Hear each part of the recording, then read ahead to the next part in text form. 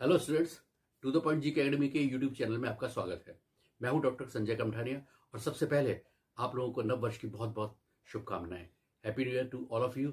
और नव वर्ष में और पूरे साल आप बहुत अच्छे ढंग से तैयारी कीजिए और परीक्षाओं में सफलता पाइए, और साथ साथ और भी जो आपके अच्छे अच्छे ऑब्जेक्ट्स हैं उनको उसमें सफलता पाइए, और जो भी आप चाहते हैं उसका फल आपको जरूर मिले, ऐसी मेरी शुभकामना है।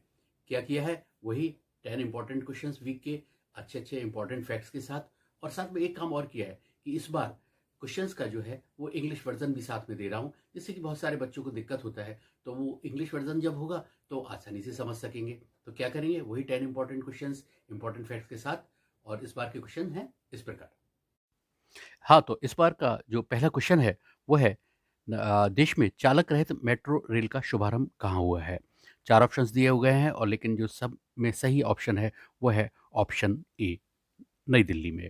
ये चालक रहित जो मेट्रो रेल है वो अभी शुरू हुई है, और ये मेजेंटा लाइन पर शुरू हुई है, जो कि जनकपुरी वेस्ट को बॉटेनिकल गार्डन नोएडा से कनेक्ट करेगी।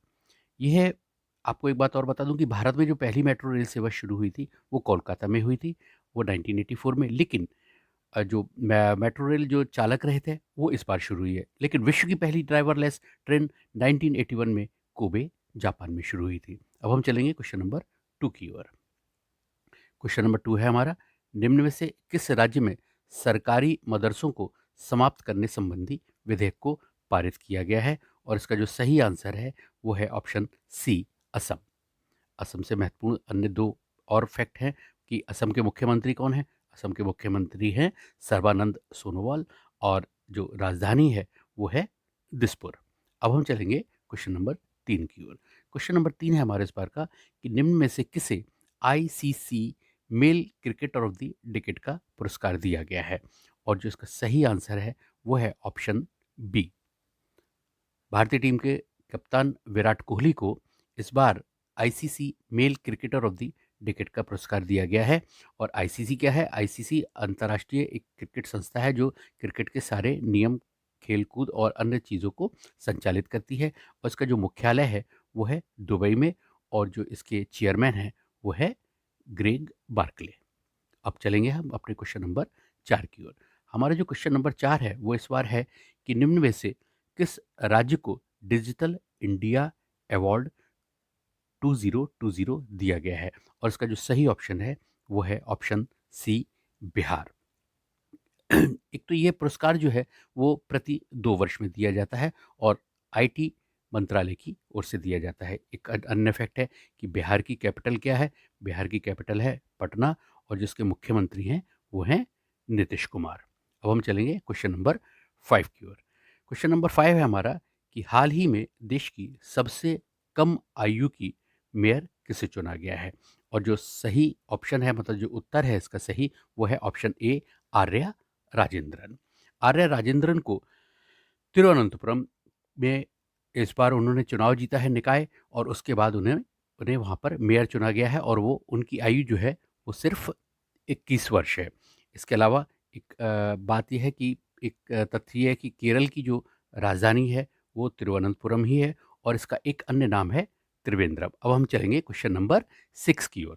क्वेश्चन नंबर 6 है हमारा, केंद्र सरकार ने निम्न में से किस राज्य को अफस्पा के अंतर्गत 6 महीने के लिए अशांत क्षेत्र घोषित किया है?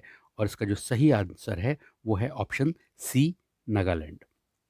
केंद्र सरकार ने नागालैंड में अफस्पा, जिसे armed force special power act के अंतर्गत, जो कि अशांत क्षेत्र के लिए एक महत्वपूर्ण एक्ट बना हुआ है, जिसके अंतर्गत बिना किसी पूर्व सूचना के गिरफ्तारी तक का भी प्रावधान है, उसमें नागालैंड को 6 महीने के लिए अशांत क्षेत्र घोषित किया है। और नागालैंड की राजधानी क्या है? नागालैंड की राजधानी है कोहिमा, और यहाँ के जो सीएम हैं, मतलब जो मुख्यमंत्री हैं, वो हैं नेफ्यू रियो। अब हम चलेंगे अपने क्वेश्चन नंबर 7 की ओर। क्वेश्चन नंबर 7 है हमारा, लियोन मेंडोंका किस खेल से संबंधित हैं? तो इसका जो सही आंसर है वो है ऑप्शन सी, शतरंज। लियोन मेंडोका अभी 67वें ग्रांड मास्टर बने हैं, 67th, और ये है गोवा के हैं। गोवा के ये एक सिर्फ दूसरे ऐसे खिलाड़ी हैं जिन्हें ग्रैंड मास्टर नॉर्म हासिल हुआ है।